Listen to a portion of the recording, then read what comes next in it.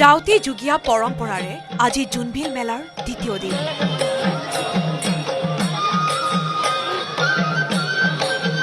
জোনবিলৰ পাৰত বহিল বিনিময়ৰ বেহা। পাহাৰৰ সৈতে ঘটিল ভৈয়ামৰ মধুৰ সংগম। আমি গোটেই পৰিৱেশটো দেখুৱাবলৈ যত্ন কৰিম কেনেধৰণে লোকে লোকাৰণ্য হৈ পৰিছে আৰু বৰ্তমান সময়ত পাহাৰৰ পৰা অহা মামা মামীসকলে ভৈয়ামৰ সেই লোকসকলৰ সৈতে আচলতে যিসমূহ সামগ্ৰীসমূহ বিনিময়ৰ জৰিয়তে নিজৰ সামগ্ৰীসমূহ গ্ৰহণ কৰিছে আৰু নিজে যিসমূহ সামগ্ৰী লৈ আহিছিল সেই সামগ্ৰীসমূহ ভৈয়ামৰ লোকসকলক প্ৰদান কৰিছে। জোনবিল মেলাৰ আজি দ্বিতীয় দিন।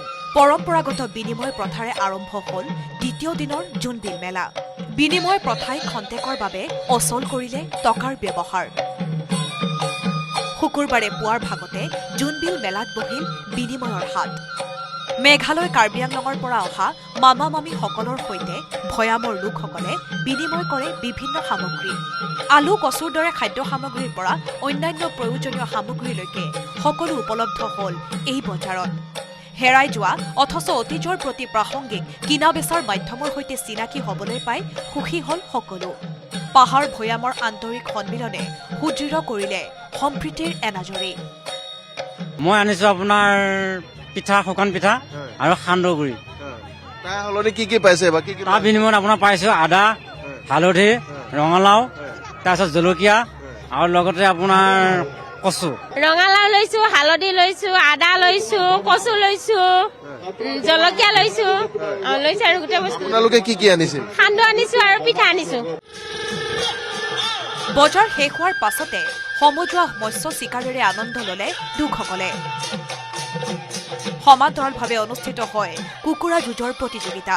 মধ্য অসমৰ 21 গৰাকী ৰজাৰ উপস্থিতিত বাৰেৰহণীয়া সাংস্কৃতিক অনুষ্ঠানেৰে জীপাল হয় আজিৰ জোনবিল মেলা। যুদ্ধ পদ্ধতিৰ লগতে বিভিন্ন লোকনৃত্য আৰু লোকাচাৰ প্ৰতিফলিত হয় সাংস্কৃতিক অনুষ্ঠানত।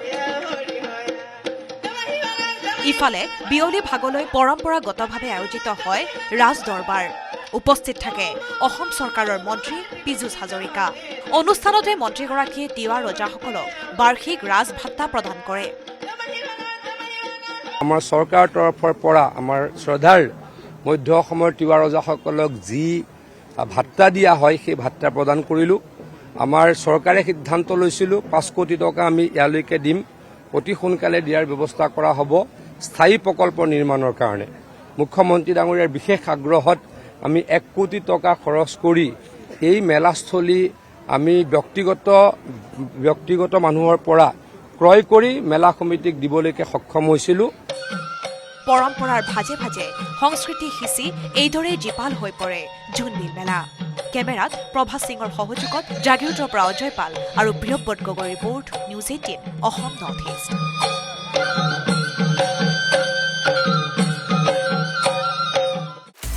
আপুনি বিচৰা বাতৰি পাব কেৱল নিউজ 18 এপত।